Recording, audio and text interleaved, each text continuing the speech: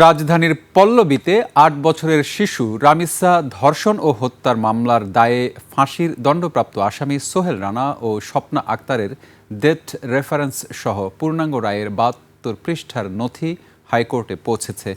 মঙ্গলবার দুই আসামি সোহেল রানা ও স্বপ্না আক্তারের ফাঁসির রায়ে ঢাকা মহানগর শিশু সহিংসতা দমন ট্রাইব্যুনালের বিচারক মাসরুর সালেকিন স্বাক্ষরের পর ডেথ রেফারেন্স হাইকোর্টে পাঠানো হয়। বিকেল ৪টার দিকে এটি হাইকোর্টে পৌঁছায়। ফৌজদারি কোনো মামলায় আসামির মৃত্যুদণ্ড কার্যকরে হাইকোর্টের অনুমোদন লাগে, যা ডেথ রেফারেন্স মামলা হিসেবে পরিচিত।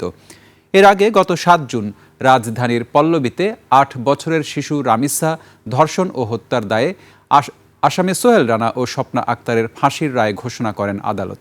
আসামিদের উপস্থিতিতে ঢাকা মহানগর শিশু সহিংসতা দমন ট্রাইব্যুনালের বিচারক মাসরুর সালেকিন মৃত্যুদণ্ডের এ রায় ঘোষণা করেন।